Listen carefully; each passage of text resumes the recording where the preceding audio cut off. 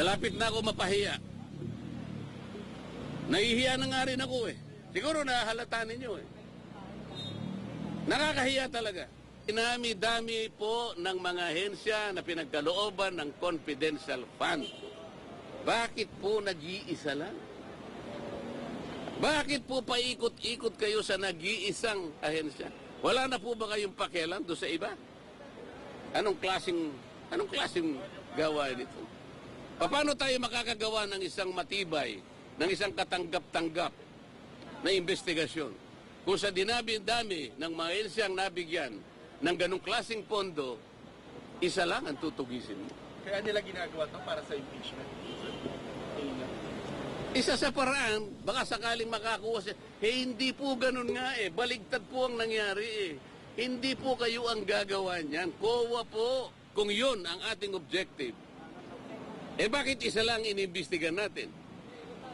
Ilang opisina ba ang merong confidential fund sa palagay nyo? May idea ba kayo? NGAs na lang, National Government Agencies. Ilan ba karami ang National Government Agencies? Palagay mo na lang 500. Okay? At yung kalahati nun, binigyan ng confidential fund. Di 250 yun. LGUs, sila ng LGUs. Mga mayors and gobernador. Palagay mo lang 1,000. Kalahati nun, 500. O di 750 na yun. What about the GOCCs? Government-owned and controlled corporations. Mga 300 yan. Kalahati na lang. 150. O palagay mo lang 1,000 na lang ang nabigyan na ahensya ng gobyerno. Bakit? Bakit Office of the Vice President lang? Kahit anong komite yun. Kaya sabihin nilang hindi ako member, pwede ako magsalita at mag-participate. Kung pipigilan nila ako, di pa ba nyo naiintindihan kung anong klaseng procedure, kung anong klaseng tuntunin na ang meron kami? Pang-17 taong ko na sa Congress, ngayon ko lang po nakita ang mga pangyayaring ito. Nalulungkot po ako, nagdaramdam ako, nai-stress ako kung bakit nangyari ito. Ito lamang pagdinig na ito, in aid of legislation, kayo po na nasa media, alam kong nalalaman na ninyo, hindi na po in aid of legislation. Kung totoo po, na isinasaalang-alang namin yung paggasta at kailangan po nating busisiin, tama naman po yun. Lahat tayo katungkulan nating maging transparent, maging accountable. Ang tanong, ang House of Representatives po ba ang gaganap sa tungkulin ng Commission on Audit? Pagka ganun, tanggalin na po natin ang COA sapagkat sila na po ang nag-o-audit. Wala po sa tungkulin namin ang mag-audit. Kung sasabihin nila, hindi kami nag-audit. Ang ginagawa namin is investigation in aid of legislation. Okay. Wala pong nagtataka sa atin kung bakit ang pinipilit na isolate lang, ang pinipilit na gisain lang, Office of the Vice President. At saka yung DepEd na kung saan ay naglingkod siya bilang secretary. Paano po yung iba? In aid of legislation po ba ito? O in aid of persecution? Kaya nyo na pong mag-conclude eh. Ang linaw po nito eh. Hindi na po tayo dapat gumamit ng calculator eh. Wala na pong computer na. Hindi nyo pa kayang i-memorize ito. Why are we isolating the Office of the Vice President? Kung confidential fund. Ano po ba yung Commission on Audit?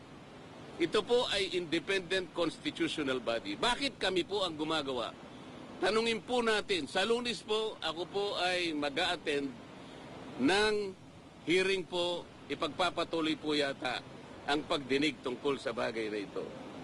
Pipilitin kong pumunta ron, sana po'y walang mga away, sana po'y maging sensible, sana po ipakita nila the better arguments, wala na po sanang agawan ng hopya para tayong lahat po ay masaya. Para lahat makinabang po ang taong bayan. Ibig ko sabihin, sensible questioning, sensible arguments, wala na po kasi yung quality of debates eh. Wala na po eh. Noon po, yung unang pasok ko sa Congress, napaka-maingat namin kasi pag-address sa bawat isa sa amin. The Honorable Gentleman from Bohol, mga ganun kami. The Distinguished Congresswoman from Leyte. Ngayon po hindi. Duduruin ka pa eh. Sabi pa ng isa. Sasamahan pa yung panlalaki ng mata eh. Are you rebuking this committee? Nakakita po kayo ng gano'n?